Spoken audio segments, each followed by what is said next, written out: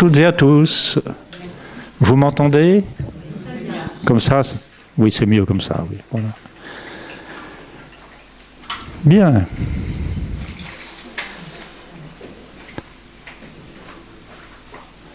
Je suis assez ému de prendre la parole ici, dans ce groupe et dans cette rencontre. C'est la première fois que je viens à ce type de rencontre-là. C'est une première, oui, pour moi, oui, oui. Avec quelque part une certaine responsabilité par rapport à toute mon expérience et ce qui m'était demandé de témoigner. Voilà. Donc, je vais dire des choses qui ne seront peut-être pas très agréables. Pardonnez-moi. Le yoga est de plus en plus connu, mais en même temps de plus en plus méconnu, gravement méconnu. C'est la première chose sur laquelle je veux insister. C'est normal parce que nous sommes dans le Kali Yuga depuis plus de 3000 ans, etc. Je pourrais vous expliquer ça ensuite. Pourquoi, à mon avis, le yoga est-il méconnu? Parce qu'il est connu uniquement à travers la pratique de posture et même dans de nombreux cours sans prendre en compte la respiration. Est-ce là le yoga? Non. Nous sommes loin, loin de la réalité du yoga. Le yoga, comme vous le savez, est l'un des on peut dire systèmes philosophiques, pour faire simple, des 6 darshanam, qui datent presque de 2000 ans, couplé avec le système Samkhya, Samkhya Yoga, Nyaya Vaisheshika, Vedanta Mimamsa, ou Mimamsa Vedanta, voilà. Il y a 6 systèmes, et le yoga est l'un de 6 systèmes philosophiques. C'est d'abord un système philosophique qui transmet sous forme d'une gymnastique prenant en compte la respiration. Nous avons perdu, il nous reste 1/65e exactement du yoga. Pas plus, 1/65e. Si vous étudiez les Yoga Sutras, vous verrez qu'il y a 3 sutras qui parlent de la posture. Deuxième chapitre, 46, 47, 48. Sthirasukam asanam pratnashatil yananta samapatibhyam tatodvandvana bigataha. C'est tout. Sur 195 versets. Qu'est-ce qui reste du yoga en Occident? Rien, rien, rien. Et on appelle ça yoga, et de plus en plus connu, mais de plus en plus méconnu. C'est très grave à mon avis. Donc nous avons tous une mission. C'est quelque part grâce au fait du développement du renom du yoga, faire passer le vrai message. Qu'est-ce que le yoga? Le yoga est un des 6 systèmes philosophiques très importants, essentiels, qui est fait pour mieux comprendre qui nous sommes. Et il est couplé avec le système Samkhya qui donne les bases.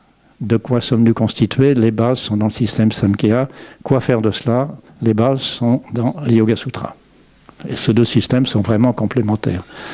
C'est pourquoi, lorsque j'ai découvert tout ça en Inde, eh bien, je me suis dit, faut d'abord rentrer dans une tradition orale, parce que le yoga a été transmis pendant des siècles et des siècles, voire des millénaires, des éléments du yoga, sans aucune écriture, ou le début de l'écriture. Et avec l'écriture sanskrit, qui est une écriture hautement intelligente par rapport, je vais encore être direct, à notre alphabet occidental qui a ni queue ni tête.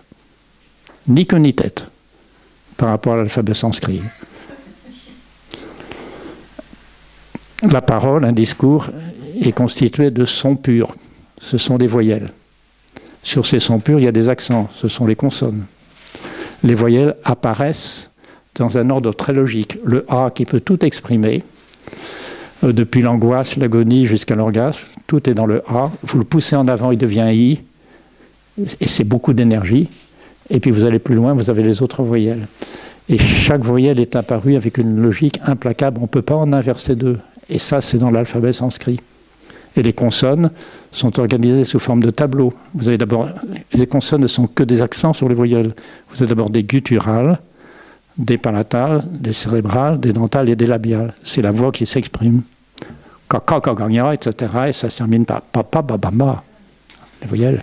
Quand j'ai découvert cette richesse, et le texte des Yoga Sutras en sanskrit, je dis,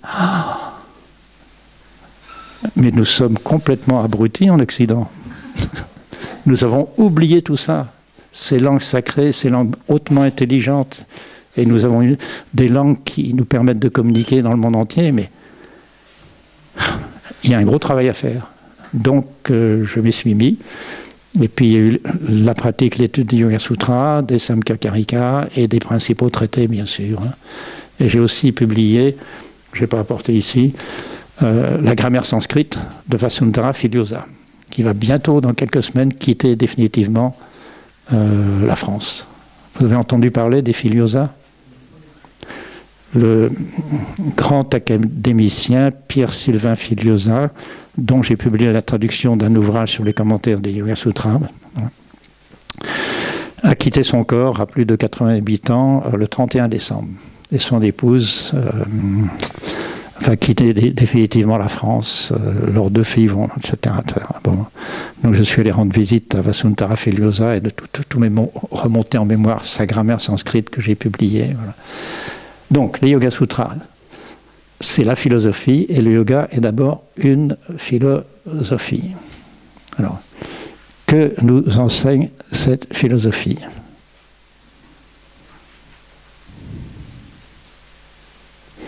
Que nous sommes constitués d'un absolu, nous sommes tous parfaits. Et que cet absolu s'incarne dans un agglomérat provisoire, physico-chimique et moléculaire. C'est notre corps physique. Mais nous ne sommes pas du tout ce corps physique. Nous sommes une conscience absolue, absolument pure et parfaite. Mais qui a son ordinateur, et l'ordinateur commence à avoir des défauts, lui, déjà. On quitte l'absolu, on commence à rentrer dans la matière. Et la technique du yoga, c'est justement pour améliorer notre psychisme, notre pensée, notre mental, et bien sûr un petit peu le corps physique, parce que s'il n'y a pas un pied, un support, un pied solide, la caméra s'écroule, bien sûr. Mais le yoga, c'est d'abord un système philosophique avec 4 chapitres, très bien construits, tout à fait extraordinaire. Donc, oui. Donc c'est pour cela qu'après avoir découvert ça en Inde, je me suis dit, il y a une mission, il y a quelque chose à faire, puisque le yoga commence à être connu, mais c'est d'apporter en Occident la vérité, la réalité du yoga. C'est un système philosophique. Et tout professeur de yoga devrait pouvoir réciter par cœur au moins les 2 premiers chapitres des Yoga Sutras en sanskrit en le comprenant. C'est pas moi qui dis ça, c'est Sri Deshikachar, l'un de mes principaux professeurs. Tout professeur de yoga devrait pouvoir réciter par cœur les 2 premiers chapitres en sanskrit. Il y a du pain sur la planche, mais il faut voir les choses en face. Il n'est jamais trop tardif pour s'y mettre. Même quelques années, si on est très très âgé, il est toujours temps de commencer. Et c'est d'une richesse extraordinaire, l'étude des Yoga Sutras. Alors, j'ai pris un risque, parce que j'ai étudié, bien sûr, les Yoga Sutras avec Deshikachar, un chapitre par an, tranquillement là-bas. Et puis il m'a fait comprendre que ce n'est pas un texte qui est fait pour étudier, pas du tout, du tout. C'est un miroir pour s'étudier soi-même. Donc nous avons dialogué des heures et des heures sur chacun des sutras et nous avons abouti à quelques questions à se poser soi-même. Et c'est donc tout le travail que j'ai fait pendant 4 ans avec lui, pendant un séjour intensif d'1 mois où nous nous voyions plusieurs heures tous les jours et chaque année un chapitre. Puis après les samkhya, etc. Donc la première chose sur laquelle j'insiste, c'est que le yoga est un système, entre guillemets, philosophique, un des 6 darshanam. Il faut avoir ça en tête. Alors ne refusez pas la demande de pratique physique si vous êtes professeur. Pratiquer physiquement, c'est important, mais en sachant que cette pratique physique doit déboucher sur une modification de la conscience de soi, la modification de la vision que nous avons sur les autres. Et ça transforme tout. Complètement, complètement. Ça a tout transformé chez nous, même au niveau de notre couple. Petite anecdote personnelle encore. Donc, quand je me suis lancé dans l'étude du yoga de plus en plus passionné, les voyages en Inde, mon épouse était contre. Une Hollandaise, les pieds sur terre, home economic teacher, donc professeur d'enseignement de ménager, etc. Qu'est-ce que c'est le yoga ? Ça va bien dans ta tête, oui. Voilà, c'était un peu ça, quoi. Et puis elle avait une telle transformation dans ma personnalité, c'est elle qui l'a dit après, qu'un jour, je revenais encore un dimanche matin où je l'avais laissé seul, parce qu'il y avait une réunion de conseil d'administration de la première fédération que nous avions fondée. Elle me dit, je me suis trompé. tu étais profondément transformé par le yoga, j'ai décidé de m'y mettre. Peux-tu me donner mon premier cours dès demain? Ah mais ça c'est elle. C'est l'un ou c'est l'autre. Mais on ne reste pas à cheval entre deux, voilà. Et dès le lendemain, je lui donnais son premier cours de yoga, et puis il a terminé. Et puis finalement, ses diplômes de Home Economic Teacher, professeur d'enseignement ménager, etc., hollandais, n'étant pas reconnu à l'époque en France, elle s'est mise à donner des cours de yoga dans des maisons des jeunes. Et puis ensuite, elle était sollicitée par l'école polytechnique, parce que nous habitions tout près de l'école polytechnique. Et pendant presque 40 ans, je crois que c'est 38 ou 39 ans, elle est allée donner des cours plusieurs fois par semaine à l'école polytechnique, à Palaiseau, sur le plateau de Saclay, tout près d'où nous habitions à l'époque. Voilà. Donc c'est complètement retourné, et vive le yoga extraordinaire. Et un jour, Deshikachar lui a demandé d'écrire un livre en disant « Vous êtes très très concrète. Si vous écriviez un livre sur les besoins de la femme et comment le yoga peut aider pour répondre aux besoins de la femme. » Elle n'a rien fait. L'année d'après, elle revient avec moi, elle n'avait pas de cours. Elle venait pour m'accompagner simplement, j'avais des cours. Et puis elle demande à Deshikachar d'assister donc à un cours qu'il me donnait. Et puis au bout de 2 ou 3 rencontres, Deshikachar lui dit « Et le livre dont je vous avais parlé l'année dernière ?» Ah ben, je ne l'ai pas écrit, j'ai pas eu le temps, j'ai pas eu... Ah bon? Ben écoutez, si vous n'avez pas écrit le livre, c'est pas la peine de venir accompagner Bernard tous les jours, je ne sais pas du tout ce que vous êtes venu faire là. Le lendemain, elle a piqué une colère. Et en 15 jours, elle a écrit un livre, des pratiques sur les besoins de la femme. Et j'ai aussi ce livre. Oui, la pédagogie extraordinaire des Indiens dans la transmission du yoga de Deshikachar, la manière dont il... Voilà, extraordinaire. Ouais. Donc il a beaucoup joué ensuite dans notre existence, puisque j'ai décidé un jour de devenir formateur et puis de continuer. Voilà. Alors, qu'est-ce que le yoga? Ben, c'est donc un système qui transforme en profondeur la personnalité. Vraiment en profondeur. Avec ce traité normatif, et un professeur de yoga, je l'ai dit, devrait réciter au moins tous les jours un chapitre des Yoga Sutras, idéalement par cœur. Éventuellement les Samkhya Karika, pourquoi pas. Éventuellement des passages de la Bhagavad Gita, c'est une tradition orale à l'origine. Bernard n'insiste pas trop, tout le monde va partir en courant. Mais c'est la réalité, voilà.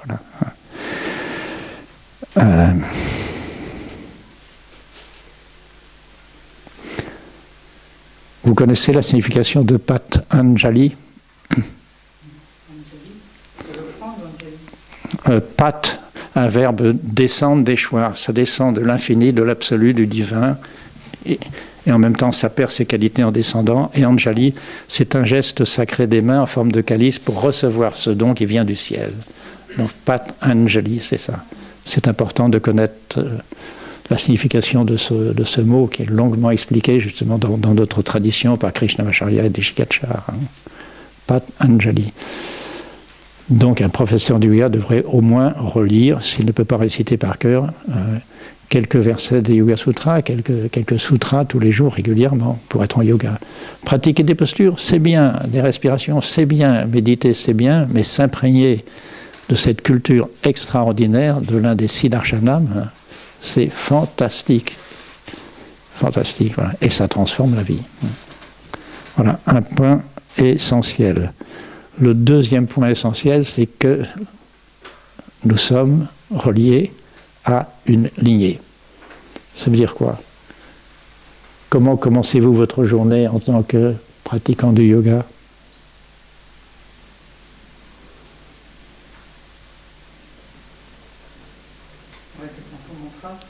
Avec un mantra, c'est déjà très bien ça. Mais non.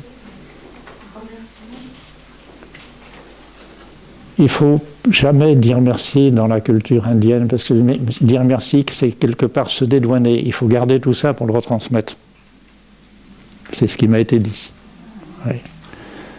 Non, pour commencer la journée, Patanjali, Mastakanjali, Krutanjali, Badanjali, Pondanjali, Namalvar, Ishvaramuni, Natamuni, Ishvaramuni, Alavandar, Yamunacharya, Devaraja. Je m'arrête là, je ne vais pas vous faire perdre votre temps. C'est récité par cœur la généalogie, toute la lignée à partir de Patanjali. Et il y a eu, bien sûr, pour moi, il y a eu Sri Deshikachar, et puis Sri Bhashyam, voilà. Et je termine par l'enseignement essentiel des Samkhya Karika. Vous connaissez le texte des Samkhya Karika, qui donne les bases théoriques du système yoga, hein, le système Samkhya Karika. Hein.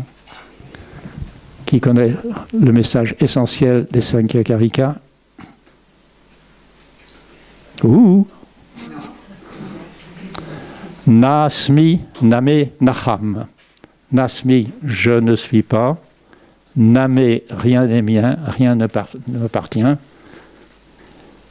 Naham, surtout pas le moindre ego. Donc, Nasmi, je ne suis pas, non. Je suis finalement tout ce que les ancêtres, les prédécesseurs, les parents, tout ce qu'ils m'ont apporté. Mais moi, je ne suis rien. Na-asmi. Et c'est un mode de pensée qui est beaucoup plus développé chez les Indiens que chez les Occidentaux. C'est le contraire. Les premiers colons anglais qui ont commencé à étudier le sanskrit, c'était vers le Moyen-Âge, ont été très surpris de l'ordre des conjugaisons dans la langue sanskrite et dans les langues occidentales. Quand nous conjuguons nous disons quoi? Je suis, tu es, il est. Et ça se dit comment dans la langue sanskrite? Il est, tu es, je suis. On fait d'abord passer la communauté.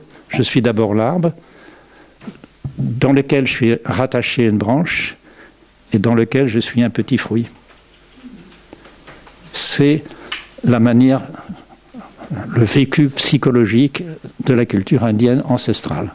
Il est, tu es, je suis. Et quand les premiers colons anglais sont arrivés avec un projet de publication de cette grammaire sanskrit, en mettant ça à la mode occidentale, il y a un scandale chez les brahmines en Inde.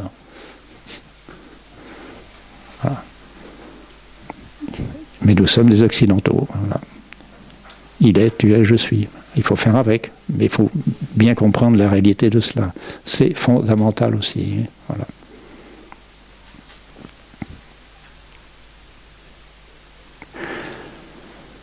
Le yoga se développe de plus en plus en Occident. Sous quelle forme? Cours de groupe. Groupe. Dans la tradition, l'enseignement individuel pour groupe, c'est uniquement pour les enfants, les jeunes. Ils ont besoin de développer la communication, ou certaines pathologies, où la relation avec des patients atteints des mêmes maladies peuvent être d'un grand secours. Hein. Obésité, diabète, etc. Ça peut communiquer avec les autres, ça peut être utile. Mais normalement, le yoga devrait être transmis uniquement individuellement. Il se développe de plus en plus, mais que des cours de groupe. Il n'y a jamais de pratique individuelle. Et avant toute pratique, il serait utile, et moi je le fais tous les matins, hein, de vérifier Nadi Pariksha. 26 informations de chaque côté, selon la médecine ayurvédique, 52 informations en tout, avec des différents niveaux de profondeur, Vata Pitta Kapha, et c'est ça qui permet de choisir la pratique. Hein. Eh oui. Il y a bien longtemps, je suis à Paris, je suis contacté par un ami qui me dit « Je fais venir un médecin d'Ayurveda à Paris dans ma salle de conférence, ma salle de cours, est-ce que tu veux bien venir assister, je t'inviterai volontiers pour venir écouter. » Alors j'ai dit oui, j'y vais. C'était 3 semaines après, puis j'arrive, et puis il y avait un groupe où il y avait peut-être 100 personnes, et puis je m'assois sur les petits gradins, puis au centre, voilà. Et puis le médecin commence à faire sa conférence, Ayurveda, l'Ayurveda, et puis au bout d'1 heure d'exposé, il dit « Est-ce que quelqu'un veut bien venir pour que j'explique vraiment ce qu'est l'Ayurveda, avec un cas concret. » Personne ne se lève, il insiste.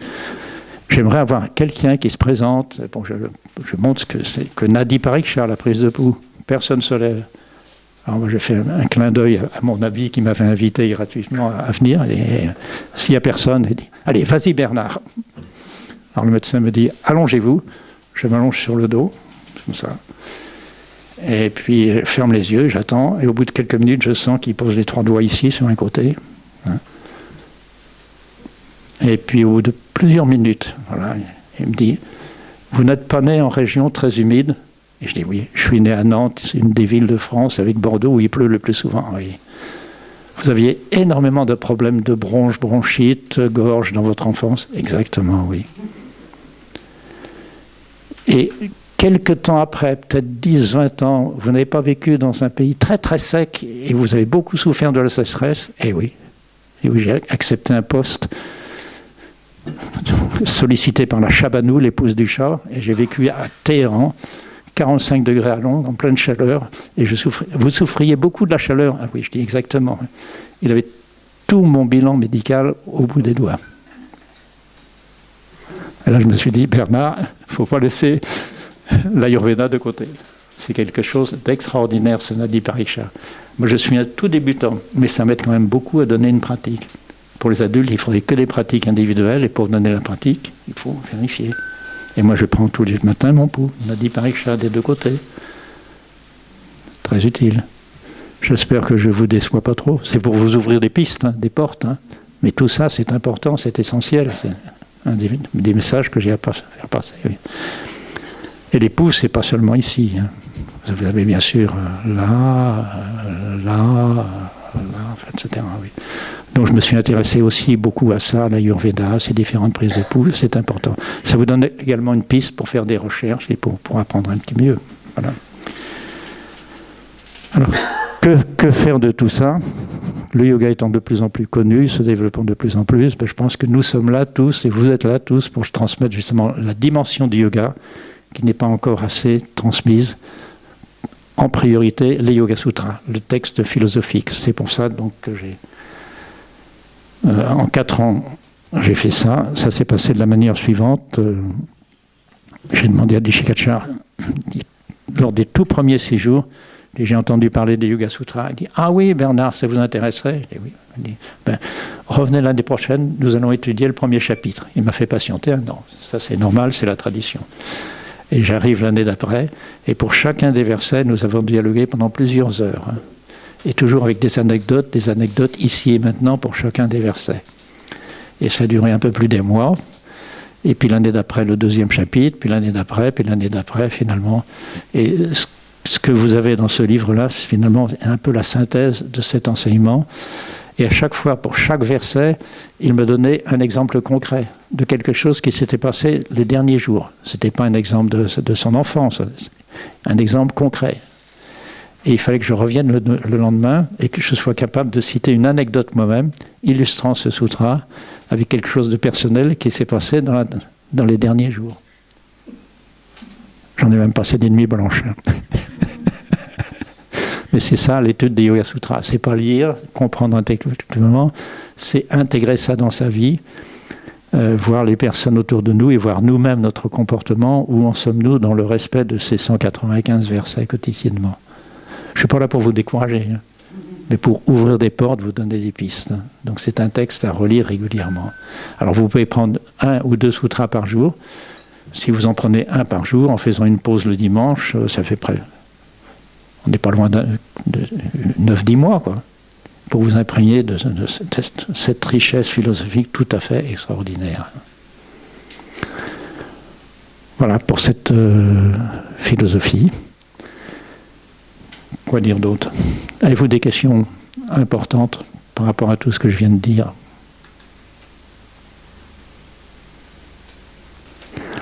Bon, alors, un autre point essentiel.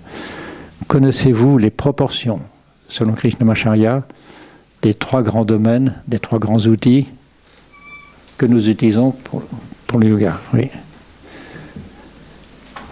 Il y a donc des postures, il y a du pranayama, c'est-à-dire des respirations, et il y a une assise en silence, c'est-à-dire de la méditation.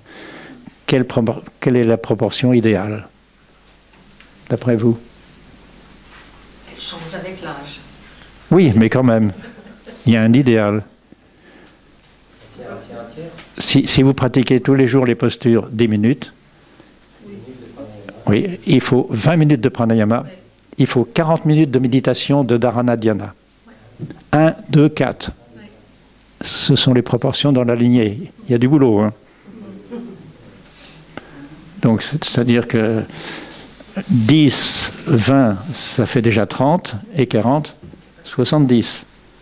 Donc, vous avez 1 heure devant vous. Il faut presque les 3/4, ce soit cette assise en silence, avec des techniques spécifiques, justement, d'assise en silence, hein, introduites par le pranayama.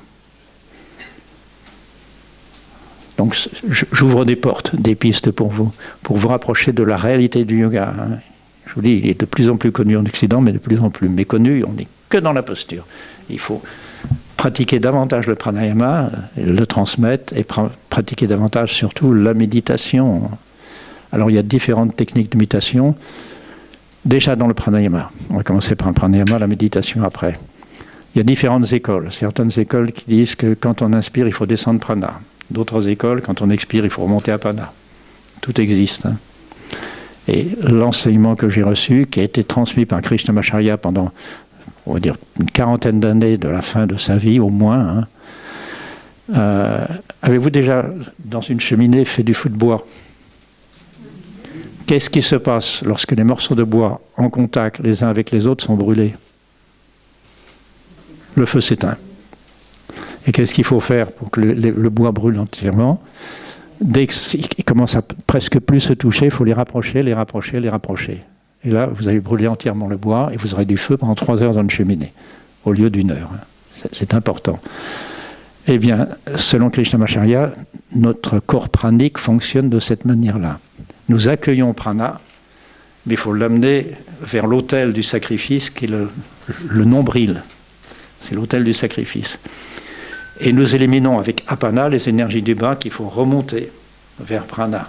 Il faut les offrir en sacrifice à prana sur l'autel du nombril, et prana doit s'offrir en sacrifice à apana sur l'autel du nombril. C'est écrit noir sur blanc. Apane jwati pranam, tata, etc., etc. Dans quel traité ?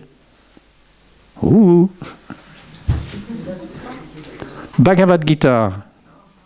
Quel chapitre ? 4. Quel verset ? J'ai un petit trou de mémoire, c'est autour du 47, je crois. Apane, dans apana, jwati pranam, prana s'offrant sacrifice, etc., etc. Eh oui, c'est ça. Et c'est comme ça que Krishnamacharya respirait pendant au moins les 40 dernières années de sa vie, 24 heures sur 24. C'est pour ça qu'il a quitté son corps à plus de 100 ans, d'une manière spéciale, mais en pleine forme physique, sans aucune maladie. Et Deshikachar l'a vu très souvent faire la sieste. Il dormait, il faisait la sieste profondément endormi, et il inspirait sans les mains. Il expirait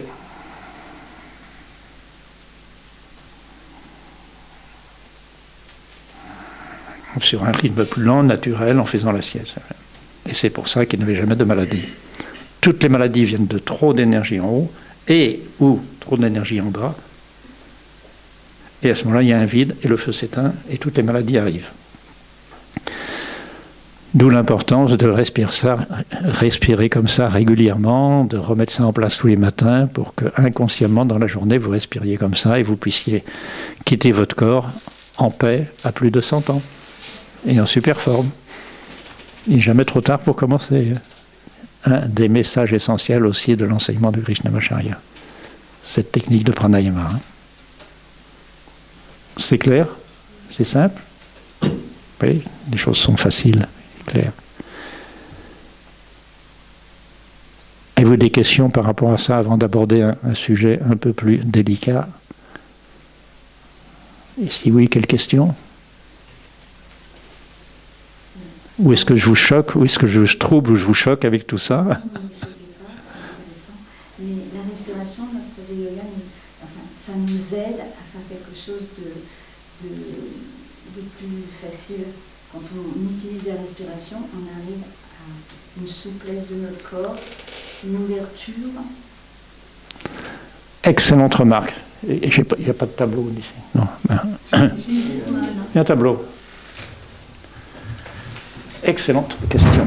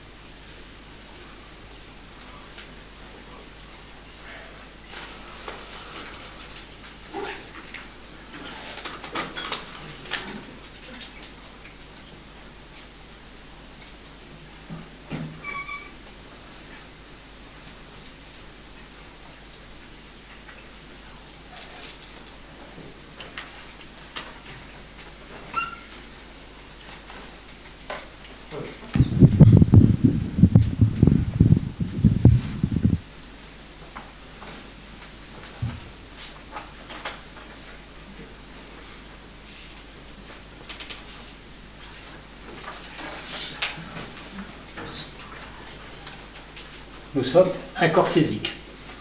C'est ça. Notre corps grossier, notre corps dense. Il est en vie. Vous respirez, donc vous êtes en vie. Prana, c'est l'énergie qui anime nos corps physiques actuellement. Et vous entendez, vous êtes conscient, j'espère que vous comprenez. Moi, j'espère être clair dans ce que je prononce, dans ce que je transmets. Voilà. C'est le mental, sans rentrer dans les détails. Ça fait 3 couches. Voilà. Le patron ou la patronne est là, ou là, c'est stool. Oubliez le lion. Voilà. Quel est le plus important? Est-ce que c'est le corps physique ou est-ce que c'est le mental? C'est le mental. Voilà. Donc tout geste sur un tapis de yoga commence par la conscience du mental, et puis ensuite la mise en mouvement, soit de l'inspiration, soit de l'expiration, et puis ensuite le mouvement lié à cette phase, et le geste doit être terminé avant la phase antillatoire qui porte le geste, qui doit être terminé avant de changer l'orientation du mental. C'est comme ça que doit se faire une pratique. Alors pour ça, nous utilisons les drishti.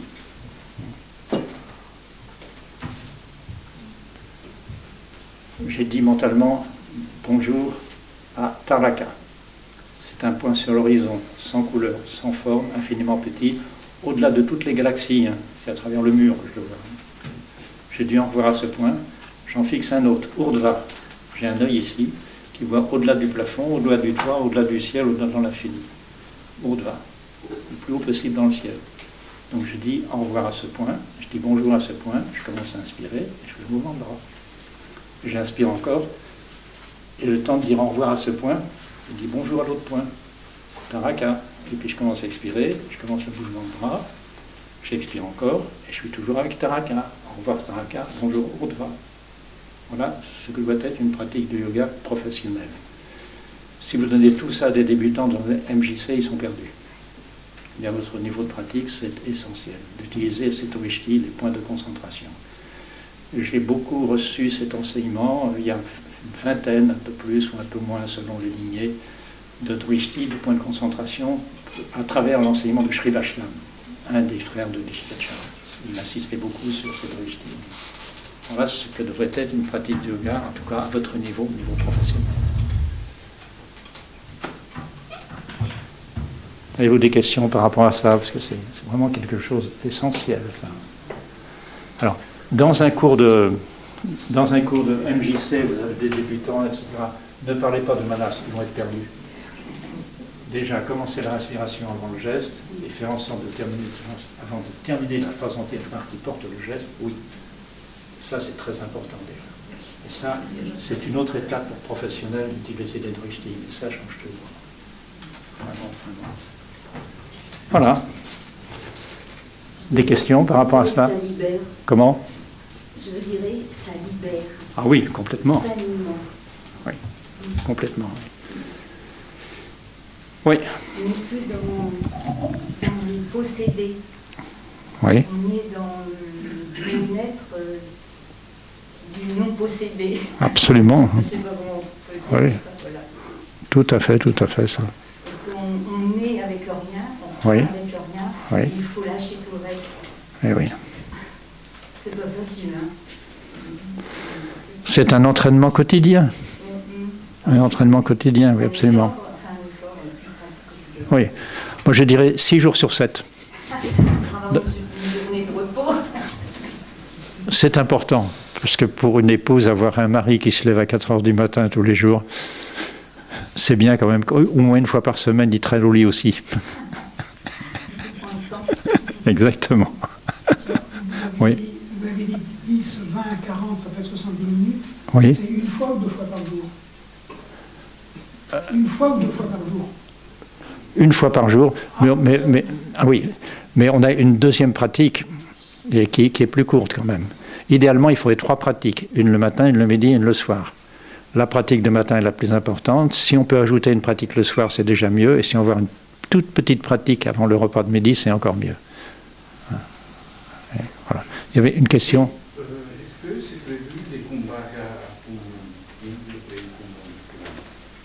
pour J'ai pas entendu le début des kumbhaka. Baya Kumbhaka et Antar Kumbhaka. Oui. Antar Kumbhaka, c'est le plein, Baya Kumbhaka, c'est le vide, oui. Dans les pranayamas, ou par exemple, même dans les asanas, à la fin de la posture, est-ce qu'on peut pratiquer Kumbhaka poumon vide? Bien sûr, oui, oui. Pour un débutant, il ne faut pas trop insister là-dessus. Il faut déjà faire attention quand il lève les bras, que ce soit en inspirant, quand il descend les bras en expirant. Et puis ensuite, c'est bien d'ajouter des kumbhaka, des petites pauses. Mais les pauses ne doivent pas excéder au début la moitié de la phase ventilatoire. Si j'inspire 6 secondes, je fais une pause de 3. J'expire 6 secondes, je fais une pause de 3. C'est raisonnable. Et si la mobilité de grille costale se développe peu à peu avec le temps, je peux passer à 8-4, 8-4. Et les yogis très en forme, très entraînés, ce sera en seconde toujours 10-5, 10-5 à peu près. Ce qui fait qu'on descend à 2 respirations minutes dans une pratique très intériorisée. Oui, tout à fait, oui, c'est important. Oui. Alors, on peut de temps en temps pratiquer avec une respiration carrée, en égalisant les 4 phases. Ça induit rapidement des états de méditation, mais c'est dangereux de le faire systématiquement. C'est à faire seulement sur des courtes périodes. Inspire égale pause, égale expire, égale vide, c'est-à-dire Antar Kumbhaka, etc. Voilà. Et ça aussi, c'est la tradition. Oui. Oui, tout à fait. Oui, tout à fait. Oui. Mais d'ailleurs, j'ai pensé à Yoga Sutra de Patanjali, les 49, 51 sur les pranayama, quand il dit, en fait, il y a 3 types de pranayama. Oui. Oui, absolument, oui. Et après, il parle, en fait, qu'il y a un 4e. Oui. Et qui est Kumbhaka, un vide spontané. Oui. Ça, je pense, c'est ce qu'on peut aussi vivre dans les asanas. On peut y arriver. C'est pas quelque chose auquel il faut s'entraîner systématiquement. Ça se produit spontanément quand l'environnement est favorable, quand on est en conditions favorables, quand tout se passe bien, il se produit spontanément et à ce moment-là, oui. Oui, oui. Par exemple, dans la méditation. Tout à fait, oui. Voilà, oui. Bien. Alors, pour conduire à ça, justement, il y a un...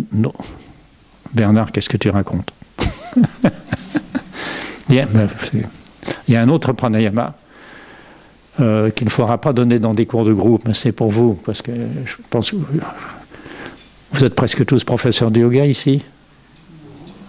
Non? Non? Ah oui. Bon, mais il y a un autre pranayama. Pranayama que j'aime beaucoup pratiquer, moi, régulièrement, c'est le Abhyantara Vritti Pranayama. Le pranayama qui développe vraiment l'intériorité.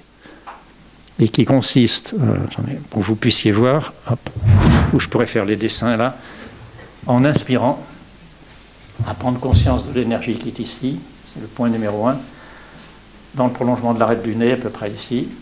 2e point, en arrière du centre du sourcil. 3e point, un point en haut du palais ici. Puis ensuite, on descend dans la gorge. Et puis ensuite, Kurma et Hrudaya, le cœur. Ça, c'est l'accueil de prana, l'inspiration.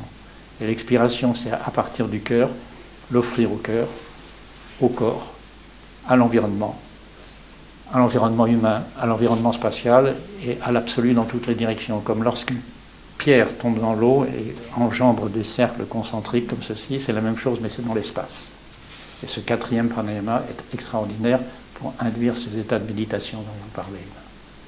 Donc inspire, 1, 2, 3, 4, 5, 6, et expire.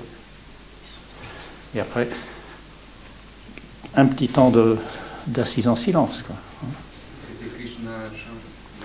C'est Krishnamacharya, mais ce pranayama était transmis beaucoup plus par Shrivashyam que par Nishikachara. Peut-être certains parmi vous ont eu ça de Shrivashyam, ce pranayama. Non, mais il était très discret aussi, il transmettait plus. Moi, j'ai eu ça à partir de Shrivashyam, oui. Et c'est un pranayama pour professionnels, très riche, qui induit assez rapidement un état de méditation. La conscience d'une conscience, de n'être qu'une conscience qui habite provisoirement un agglomérat d'énergie, un agglomérat de matière. Mais je suis qu'une conscience. Et après, il faut reprendre quand même contact avec son champ d'énergie et avec son corps physique, parce que les autres vous attendent. Hein. Il ne s'agit pas de se perdre dans ces états de conscience tout à fait extraordinaires. Donc voilà, quelques mots sur certaines des grandes techniques de yoga. Quoi dire d'autre? Oui. Avez-vous expérimenté des siddhis, donc il est question dans le Yoga Sutra, spontanément ou volontairement? Je ne sais pas comment répondre. Il m'est arrivé parfois des choses bizarres. Voilà, je dirais des choses comme ça. Il m'est arrivé parfois des choses bizarres, oui.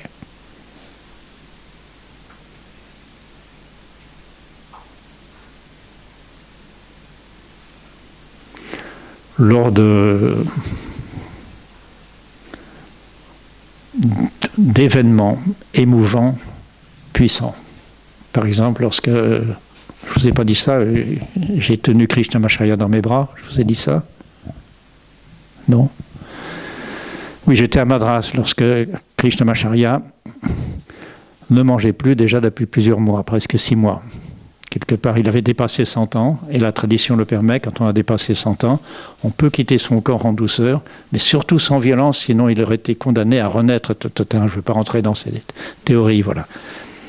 Donc, il a réduit son alimentation, et puis à la fin, il a fait une sorte de jeûne hydrique, il buvait de l'eau, mais il mangeait pratiquement rien, il perdait du poids. Il n'était pas grand, mais il était quand même solide et musclé, je l'ai rencontré très souvent. Et j'ai même suivi un cours qu'il a donné à une quinzaine d'élèves d'occidentaux qui étaient là-bas. Qu'est-ce qui se passe au moment de la mort? Comment le prana se retire-t-il du corps?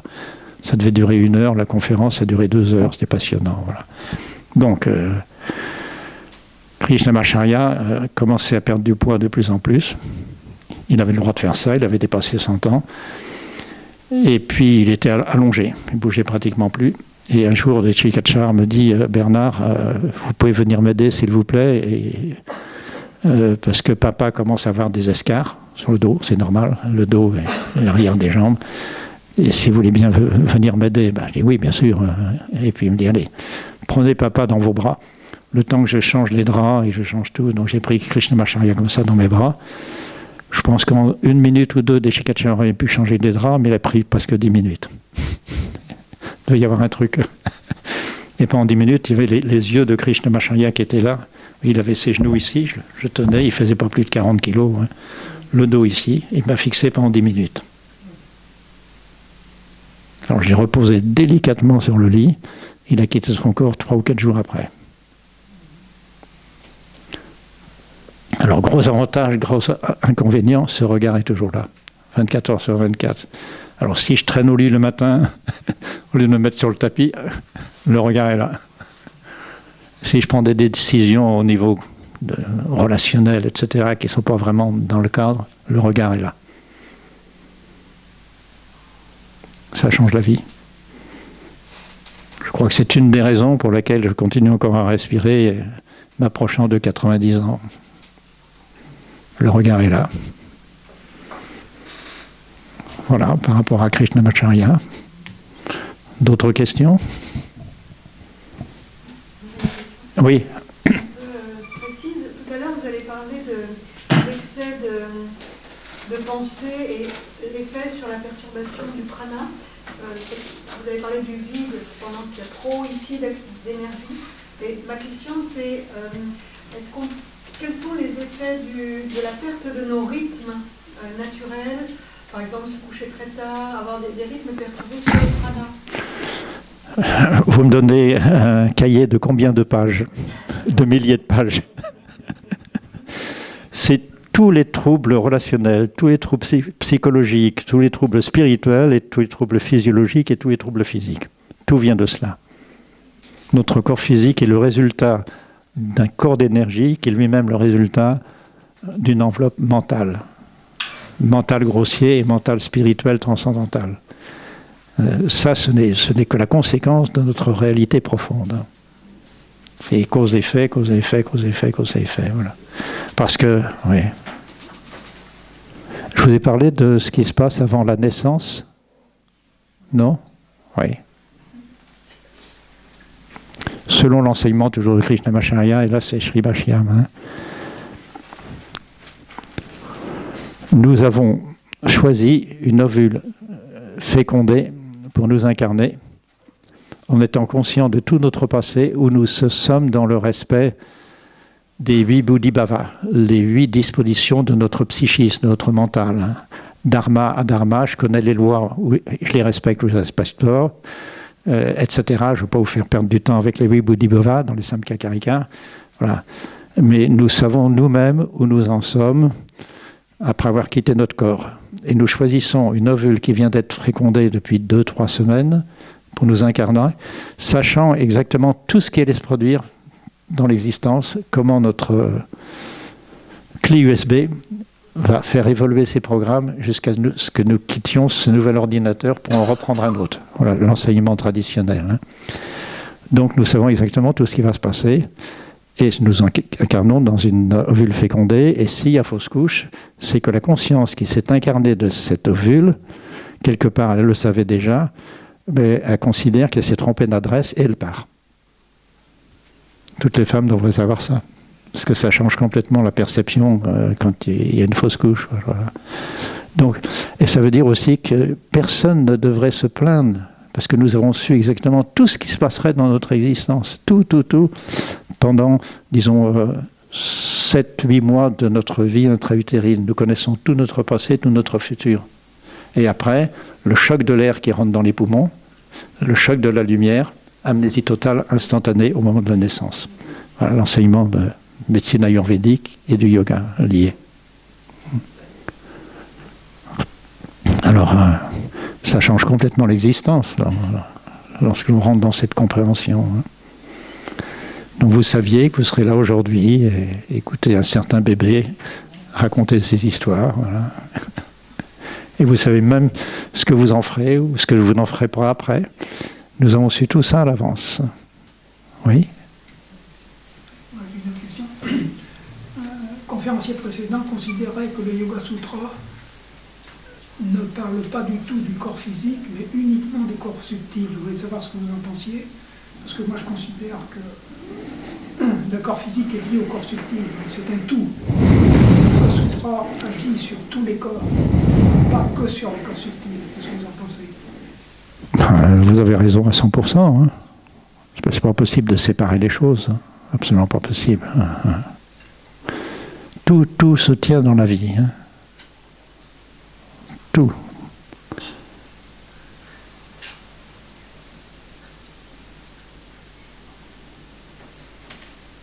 Il y a plein d'exemples qui me viennent, mais est-ce qu'il y a d'autres questions ? Oui. Oui, je me suis toujours posé la question, pourquoi Patanjali, Dharana, Dhyana et Samadhi, il est né au début du Sloka des Siddhis, les Sloka 3, alors que si c'est de la Sadhana, pourquoi il l'a pas mis à la fin du Sloka 2, où il parle de Sadhana? Ça serait plus logique. Qui a été Patanjali et comment les sutras sont-ils apparus? Est-ce qu'il y a eu un personnage réel? Est-ce qu'il y a un personnage mythique? Est-ce qu'il y a eu plusieurs personnages?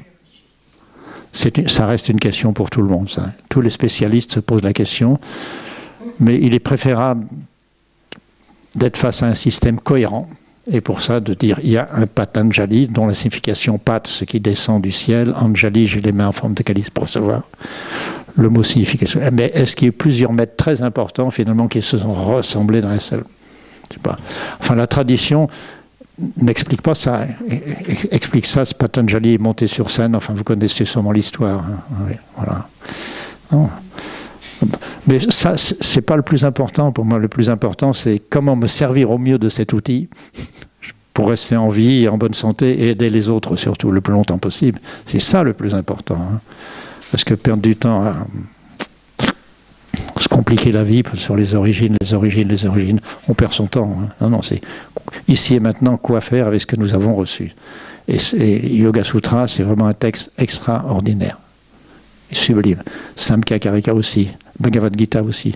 C'est pour ça que j'ai donc publié la récitation en sanskrit des Yoga Sutras, des Samkhya Karika, sur 3 notes, hein, récitation classique, et puis de la Bhagavad Gita également. Hein. Dharma kshetre kurukshetre samaveta yutsavaha mamaka pandavaschaiva kim akurvata sanjaya, etc. Ça permet de rester en contact avec la tradition orale. Il peut y avoir une bombe qui tombe dans la maison quand j'y suis pas, je reviens, j'ai perdu tout mon livre. Ah oui, mais il y a la tradition orale. C'est l'avantage de la tradition orale. Nous l'avons en nous, quoi qu'il arrive, où que nous soyons.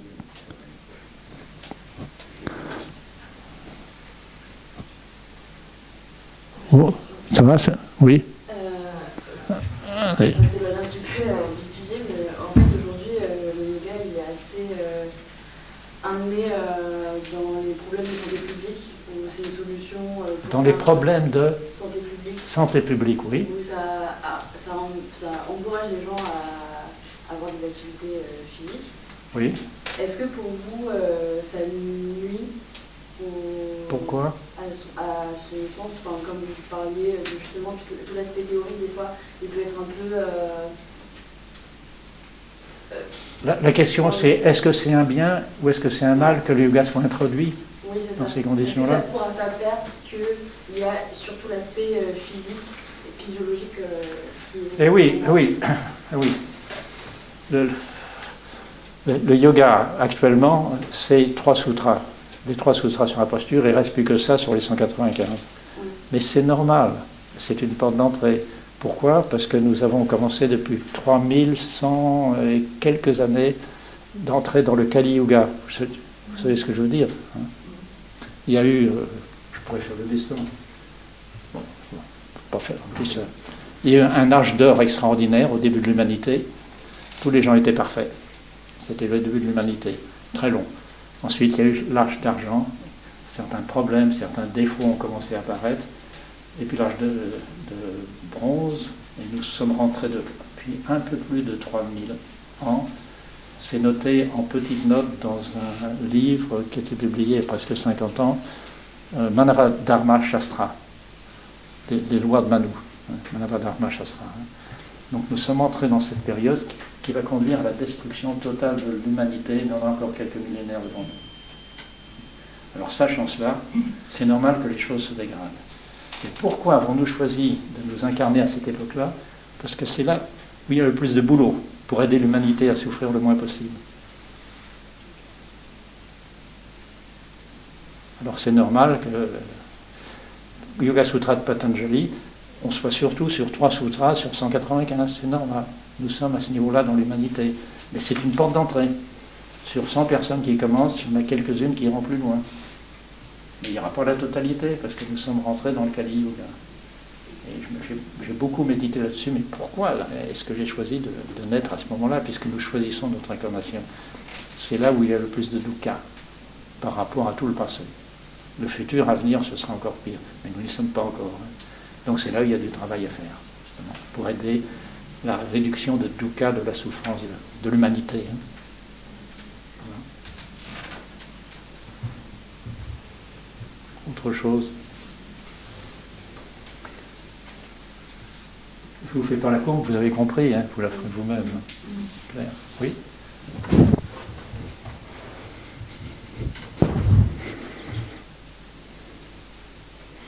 D'autres questions? Pardon? Quand la pensée est reliée au mental, on a un effet de bien-être, on oublie tout le reste. Qu'est-ce que la pensée, qu'est-ce que le mental, d'après vous? La pensée est reliée au mental. C'est quand on essaie de faire le bilan de soi. Ah oui, d'accord. On pense plein de choses et d'un Oui. coup on les éjecte. Oui, On fait le vide en soi. absolument. Et on s'aperçoit que le mental est libéré. Absolument, tout à fait, oui, oui. C'est l'une des portes d'entrée, effectivement, dans cet état de paix intérieure. Oui, oui, oui, oui, oui, tout à fait, je suis tout à fait On d'accord. travaille ça tout seul, dans un Oui. mental calme. Oui, Ça aide. et oui. Et, Ça aide à que- lâcher. et quelle devrait être la proportion de ça? 1, 2, 4. Ce serait 4, justement. Pour 5 minutes de posture, il faut 10 minutes de pranayama. Et puis, il faut 20 minutes de cet état. Quotidiennement, c'est l'idéal. Hein. Désolé, je dois décevoir beaucoup de monde. Là. Mais c'est la réalité, c'est ce qui est transmis, c'est de se rapprocher de cet état quotidiennement et d'y rester. Oui. Moi-même, j'y suis loin d'y être tous les jours. Hein. Le corps a besoin de posture, je lui donne des postures. Il a besoin de pranayama, je lui donne des pranayama. Ben oui, mais le plus important, c'est l'assis en silence. Hein. Krishnamacharya insistait beaucoup là-dessus. Proportion asana, posture 1, pranayama, les respirations 2, et dharana dhyana, la méditation 4, quotidiennement. Et oui, ça nous donne des pistes. En sachant que c'est normal que nous soyons loin de là, parce que nous sommes dans le Kali Yuga, nous sommes nés à cette époque, et c'est pas facile à cette époque. Il y a du travail à faire sur nous-mêmes, il y a du travail à faire pour les autres autour de nous. Il y a tellement de dukkha, de souffrance partout. Oui. Oui. Est-ce que le mental n'a pas pour nature de s'apaiser de lui-même, c'est-à-dire d'aller vers la transcendance, d'aller vers la conscience pure? Ah si, heureusement. Heureusement, oui. Qui facilite les choses. Ah oui, bah, heureusement. À l'origine, il est pur. Ah oui, heureusement. Ah oui. C'est un retour aux sources, quelque part, de se retrouver dans cet état, oui. Mais... Ça devrait être facile. Si c'est naturel. Ça devrait être facile, oui, ça devrait être facile. Mais il y a tellement de sollicitations et de plus en plus de sollicitations dans le monde moderne, c'est affolant. Affolant. Maintenant, tous les jeunes, le smartphone, etc., c'est de la folie. Quoi faire? On peut La pas... première étape est de fermer les 5 sens de perception. Oui. C'est le prérequis avant de commencer. Absolument, oui, oui, oui. Déjà fermer les yeux et fermer les oreilles avec leur smartphone. Ce serait déjà un progrès. Et puis après, le bout des doigts, le toucher là-dessus aussi. Donc déjà, la vue, l'ouïe, le toucher. L'odorat, c'est moins gênant, mais ces 4-là, oui. L'essentiel, oui. Il y a du travail à faire. Bon. Oui. Si vous deviez choisir 3 sutras Pardon. Si vous devriez choisir 3 sutras de Patanjali, lesquels vous choisissez?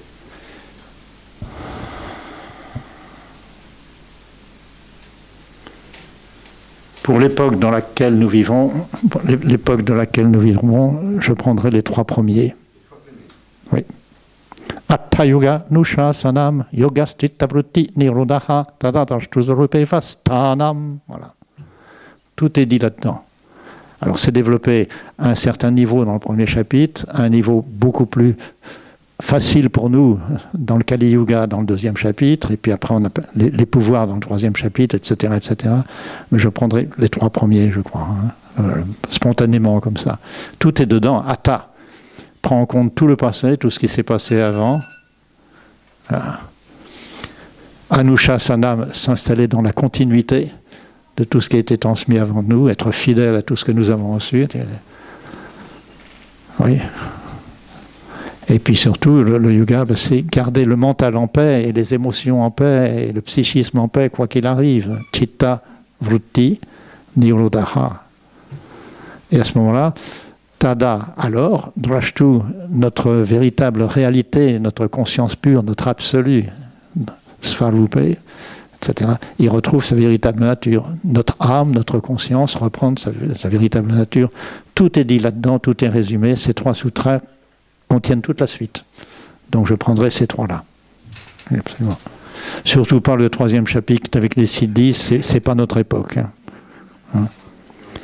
Oui, 4e chapitre est très, très riche. 4e chapitre est un résumé. Oui. Oui. Et à un autre niveau très intéressant, c'est le début jusqu'au sutra 10, 11, 12 du 4e chapitre. Oui. Moi j'aime aussi les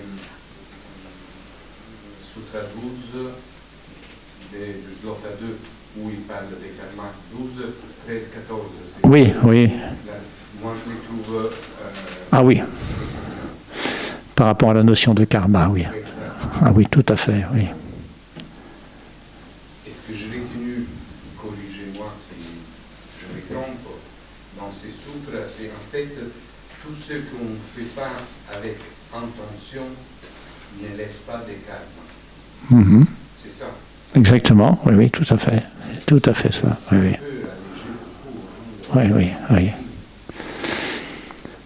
Avant de verser quelque chose dans un vase, de l'eau dans un vase, il faut connaître sa quantité, ce qu'il peut accepter. Soit on n'en met pas assez, et le vase ne sert pas à grand-chose, soit on en met trop et ça déborde. Il faut connaître les capacités de ce dans quoi on va mettre en œuvre quelque chose, oui. Connaître notre véritable nature. Oui. Oui, j'aime bien aussi le début du 4e chapitre, moi. Chanma Ushadi Mantra Tapa Samadhija Siddhayaha Jatyantara, etc. Oui. Jusqu'au 8, 9, 10. Oui. Mais là, c'est un discours de spécialiste. Pardon. D'autres questions? Oui. Qu'est-ce que le yoga peut apporter dans les débats actuels sur la fin de vie? Comment ça peut éclairer les enjeux et C'est une vaste question, oui. Oui. C'est une vaste question, ça. Parce que de nombreuses personnes, enfin, j'ai eu un certain nombre d'élèves qui étaient des infirmières, qui travaillaient dans ce milieu avec des personnes en fin de vie plusieurs fois. Oui. C'est pas évident. C'est pas évident. Il faut terminer. On a jusqu'à quelle heure? 17h30, oui, on a le temps, ça va, oui. Oui.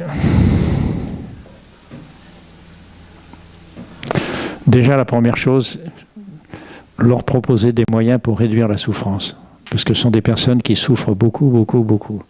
La manière de s'asseoir ou de s'allonger, la manière de respirer, la manière de bouger les bras, etc.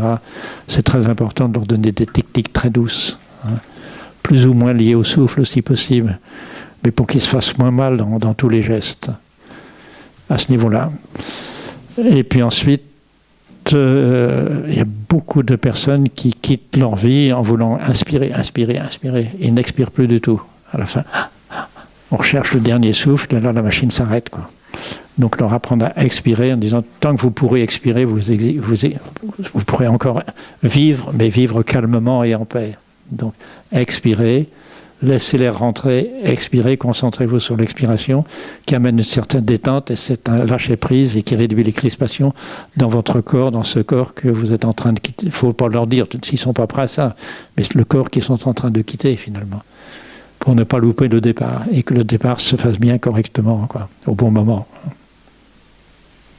Voilà, en quelques mots, et ça peut utile. J'ai parlé de ça plusieurs fois avec différentes personnes travaillant, ça s'appelle en gérontologie, c'est ça? Oui, oui, oui. Et qui me rapportaient après des retours qu'elles ont eus de ces personnes, qu'elles ont accompagnées. Voilà. Il peut être utile parfois, mais ce n'est pas à transmettre à mon avis, de savoir comment la tradition nous dit que nous quittons notre corps. Quand nous quittons notre corps, quand la respiration s'arrête, la conscience ne disparaît pas. Elle disparaît aux yeux des humains, mais elle est au plafond, elle est au-dessus. Et elle reste un certain temps au-dessus du corps physique. Alors, il n'y a plus de plafond, on est dans un autre univers, mais elle est au-dessus du corps physique. Et elle assiste aux parents qui viennent, qui prient, qui pleurent, etc. Alors c'est pour ça qu'il faut une certaine dignité quand vous accompagnez un parent qui près de la fin et qui quitte son corps. Parce que la conscience de ce parent est quelques heures, voire quelque part au-dessus du corps physique. Et elle voit tout, elle perçoit tout encore. Elle est dans cette période intermédiaire qui peut durer, selon les données terrestres, 2-3 jours à peu près. C'était décrit, ça, tradition tibétaine, livre des morts tibétains, oui. Donc voilà. Donc c'est aider les gens à garder un certain calme le plus longtemps possible. Ça me rappelle un souvenir très ancien. Ma chère maman est allongée, elle a quitté son corps, la famille vient, et puis je suis debout autour avec une vieille tante qui est assise, qui est debout à côté de moi, là, et qui se met à sangloter, à dire presque n'importe quoi, parce que ma chère maman avait quitté son corps. Et moi, je me suis retenu, j'avais envie de lui dire, calme-toi, sa conscience est au plafond, elle te voit pleurer, elle te voit sangloter, et puis peut-être ça la fait souffrir, qui sait. Calme-toi, calme. Je me suis bien interdit d'intervenir. J'avais complètement oublié ce souvenir très très ancien, oui, qui date bien de 20, je ne sais plus de 30 ans au moins, oui. Une certaine dignité. Oui. D'autres questions, d'autres choses? Tout ça, c'est passionnant.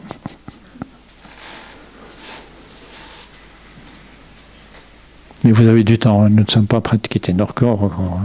Ça va. Mais rien ne nous empêche de nous y préparer.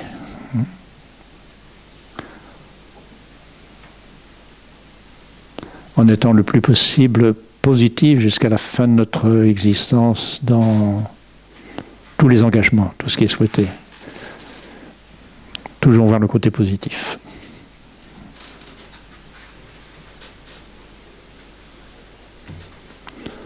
Autre chose?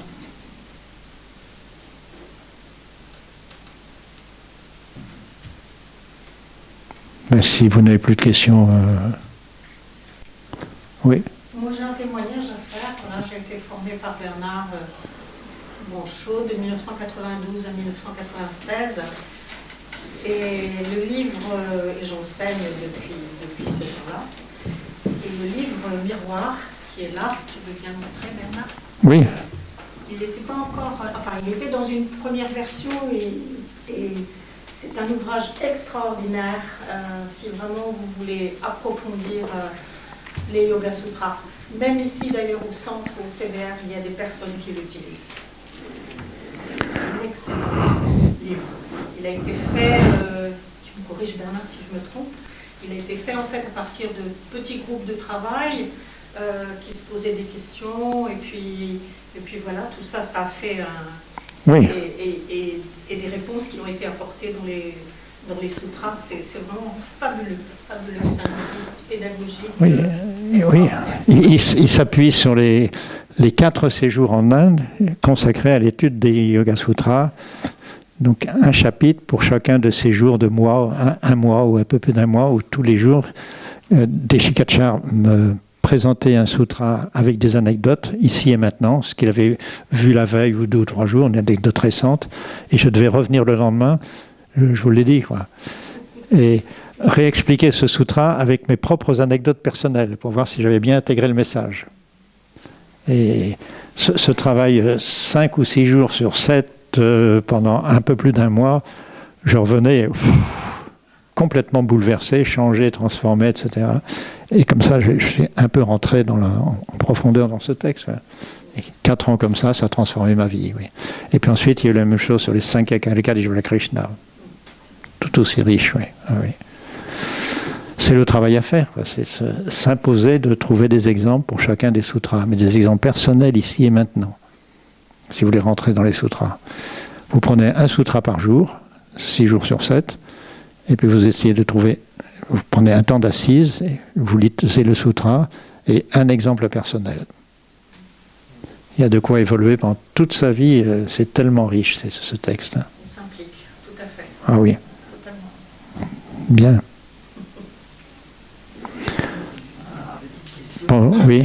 Oui, concernant les diverses traductions des sutras, parce qu'il y a Oui. des sanskritistes qui ont traduit des sutras. Oui. Donc, j'ai envie de dire quelle est la bonne. Et la bonne, c'est ce que vous avez fait avec votre maître. Mais comment peut-on. Enfin, il y a des choses qui sont quelquefois qui peuvent se contredire. Donc, comment peut-on, entre guillemets, choisir une traduction? Moi, je ne suis pas un grand spécialiste de sanskrit du tout. Bon, je lis le sanskrit, etc., mais je ne suis pas du tout un grand spécialiste. Je n'ai pas cherché la perfection de la traduction. J'ai cherché à transmettre en Occident un outil pratique d'évolution personnelle à partir des Yoga Sutras. Oui, mon objectif, c'est ça. Ce sont des outils extraordinaires pour se comprendre, qui je suis, pourquoi je suis né à cette époque, qu'est-ce que je suis venu faire là, qu'est-ce que je peux faire pour apporter quelque chose aux autres, voilà. Répondre à ces questions. Et tout ça, ce sont des outils qui sont faits pour ça. Donc c'est dans ce sens que j'ai orienté ma traduction, en faisant en sorte qu'elle soit juste quand même. Donc j'ai fait un premier manuscrit que j'ai fait relire par des grands professeurs de sanskrit, des spécialistes.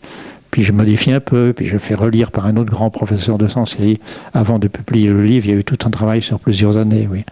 Mais c'est basé sur cette intention de produire un outil utile pour l'évolution de la personnalité, pas uniquement en psychologie occidentale, mais prenant en compte la totalité de la spiritualité, y compris le plan spirituel.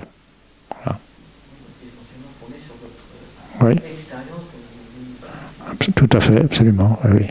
Oui. Chacun de façon d'expérience. Oui. Et j'ai fait la même chose pour les Samkhya Karikas. Sur chacune des Karikas, il y a des thèmes de réflexion personnelle également. Oui. Mais c'est pas des traductions, ça, c'est ma réflexion personnelle, oui. Je ne sais pas ce que vous avez dit, là, les Karika, je ne sais pas ce que c'est. Sankhya Karika d'Ishvara Krishna. C'est un texte très bref. Comparé au Yoga Sutra, il y a 195 sutras dans la version transmise dans notre lignée. Parfois, il y en a 196, mais Krishnamacharya en a supprimé un pour lui, qui n'a pas sa place. Donc, il y en a 195. Et là, il y a seulement 72 versets. Et ça se récite pareil. Je l'ai mis en écriture Devanagari, en écriture occidentale. Et puis, le mot à mot après. Et ça donne, je dirais, les bases théoriques. Où sommes-nous? Qui sommes-nous? Que faisons-nous? Les bases théoriques. Et puis comment faire pour que ce soit utile et pour améliorer?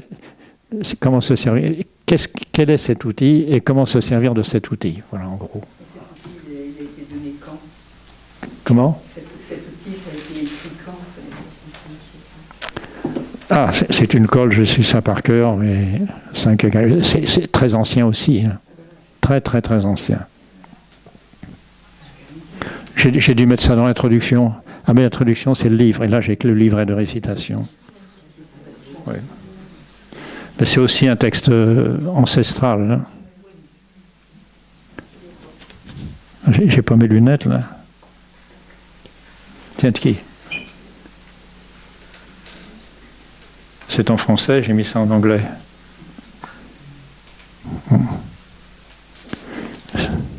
Un non-système.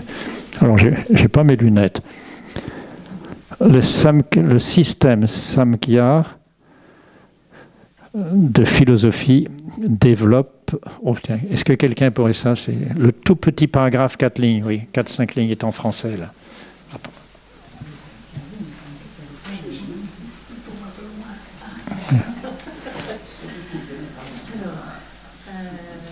Le tout début, en haut, le premier paragraphe.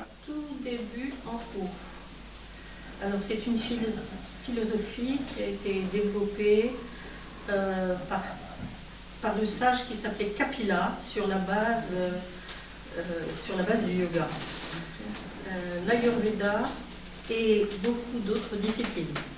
Une bonne compréhension des Yoga Sutras ou de la Bhagavad Gita demande les connaissances du système du Samkhya. Le travail ancien et profond de Kapila, appelé Samkhya Sutra, a été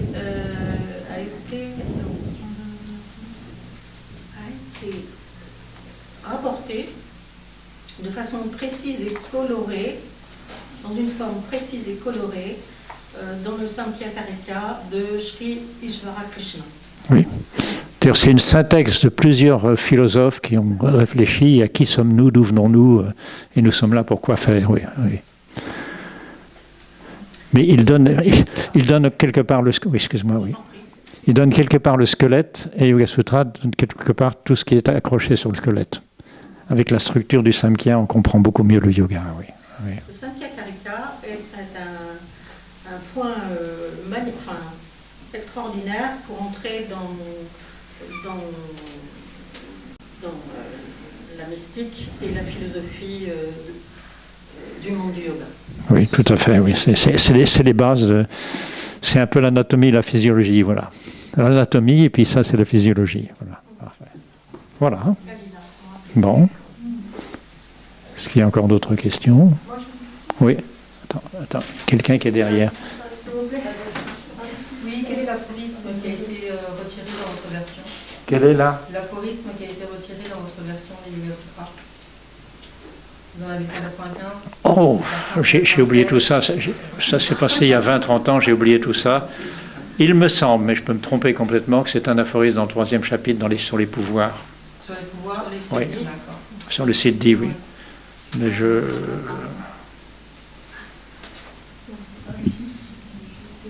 Oui.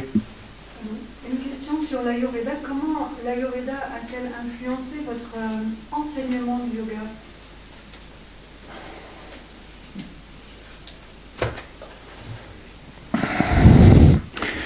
Après quelques années, au début je donnais déjà des cours de groupe avant d'aller étudier en Inde, mais après quelques années j'ai compris que le cours de groupe, non, le yoga doit être transmis individuellement.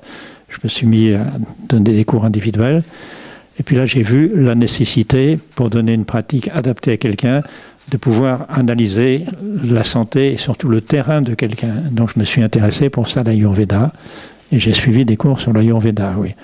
Et maintenant je ne donne plus de pratique sans vérifier Nadi Pariksha, donc 26 informations de chaque côté dans 3 niveaux de profondeur. Hein. En surface, c'est notre état ici et maintenant, et en profondeur, c'est ce que nous étions à la naissance. C'est entre ces deux comment nous avons évolué pour devenir ce que nous sommes à partir de ce que nous étions. Voilà. Donc il y a 26 informations de chaque côté. Moi je suis un tout débutant, je ne connais rien, mais je ne donne jamais de pratique sans prendre ça. Et j'ai toujours des informations très utiles pour donner une pratique. Mais je suis un débutant, je n'y connais rien par rapport à un médecin d'Ayurveda. C'est souvent transmis dans des familles. Un médecin d'Ayurveda commence à apprendre ça à 4 ou 5 ans dans sa famille avec ses parents. Puis ensuite il fait des études classiques d'Ayurveda. Mais je vous ai cité l'anecdote de celui qui avait toute mon histoire médicale. Vous n'êtes pas né en zone très humide, vous n'avez pas des problèmes de bronches, et puis après vous n'avez pas vécu en terrain très sec. Et oui, j'étais en Iran, c'était très sec. Ah, vous vous sentiez mieux au niveau du... Il avait toute mon histoire médicale ici. Oui, donc c'est extraordinaire. Je ne serais jamais capable de faire ça, mais ça me rend quand même un grand service de faire ça. Il m'est arrivé plusieurs fois d'avoir une idée pour une élève qui vient, ou un élève qui vient, et puis de changer complètement en voyant ça. Nous avions prévu une pratique, mais vous n'auriez pas un début de grossesse? Ah ben si, justement, on vient de découvrir que je suis enceinte. Ah ben oui. Nadi Pariksha. Donc ça rend service, tous ces outils. C'est du travail, mais ça rend vraiment service, oui. Encore d'autres questions? On a beaucoup de temps. Enfin, encore une... Oui. On est relié au climat environnant. C'est-à-dire qu'en définitive, Oh. on reçoit des... J'ai pas compris le mot. Relié à quoi? Relié à... au climat, c'est-à-dire que notre environnement, le vrai climat, l'humidité, tout ça. Ah! Et ça, je suis sensible à ça. C'est-à-dire qu'en définitive... Ben, nous sommes nécessairement reliés au climat, oui, à l'environnement, à tout ça, oui, oui, oui, oui. Mais nous l'avons choisi, nous savions, avant de naître, tout ce qui allait se passer, et nous avions choisi cette expérience. Donc il ne faut pas se plaindre, il ne faut pas le regretter, nous l'avons choisi. Mais nous sommes reliés effectivement à tout ça, oui. Et nous avons pris conscience qu'il fallait passer par là. C'était un des meilleurs moyens, les plus courts, pour continuer notre évolution spirituelle. Donc voilà, c'est tout, oui. Oui, oui. Nous sommes reliés 24 heures sur 24. Hein. Oui, oui.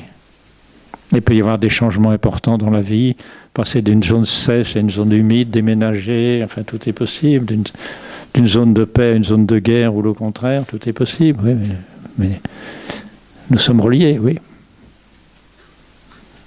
à tout ce que nous avons à vivre. Quelle chance d'être là. D'être dans le yoga. Quelle chance.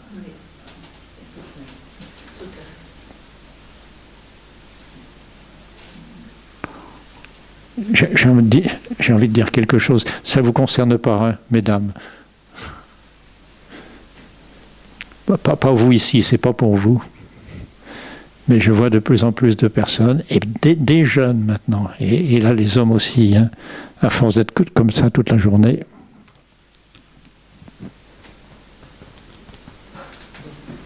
qui porte une tête de 25 kilos au moins. Vous savez, bras de levier, moment de force. Hein. Vous glissez le poids, et vous doublez le poids, et vous doublez le poids. Hein. Une tête pèse un peu moins de 10 kilos quand elle est en équilibre sur son support. Mais si je la décale ici, de la largeur de la tête, ici, elle fait déjà presque 16-18 kilos. Et puis si je vais là, elle fait 25 kilos, tout simplement. Et beaucoup de personnes, et beaucoup de femmes ont une syphose thoracique supérieure impressionnante. Et quand je les vois dans la rue marcher comme ça, j'ai les pauvres, une tête de 25 kilos, 24 heures sur 24. Hein. C'est pas de l'imaginaire. Hein. J'ai eu comme élève un chirurgien orthopédiste qui a enseigné l'anatomie et la physiologie à Paris. Il a terminé sa carrière maintenant, il est retraité. Nous avons beaucoup échangé là-dessus. Hein. D'où l'importance de se tenir correctement et de commencer assez jeune, pas commencer trop tard. Sans aller jusqu'à l'inversion de courbure, parce que là, on perd le ressort d'amortissement. Mais oui, c'est essentiel. Hein. Voilà. Le mantra que je donne quand je vois une femme comme ceci, confidentiel. Saint-Exupéry, vous connaissez la phrase célèbre? On ne voit bien qu'avec le cœur. Alors, mesdames, mettez vos yeux en avant. Voilà. Et là, la tête est moitié plus légère. Mais pas sur n'importe quel trottoir, à n'importe quelle heure. Attention, attention. Et ça change tout de se tenir correctement, effectivement, dans l'existence. Hein. Eh oui. Ça change tout. C'est obligatoire pour des personnes d'un certain âge qui continueraient encore à se mettre sur la tête. Hein. Si on veut se mettre sur la tête tous les jours, avec une syphose thoracique supérieure, ça passe pas. Hein. Ça devient dangereux. Hein. L'hyperlordose cervicale. Donc, oui. Voilà. Encore un point important. Bon. Si une dernière question, sinon c'est bon. Hein.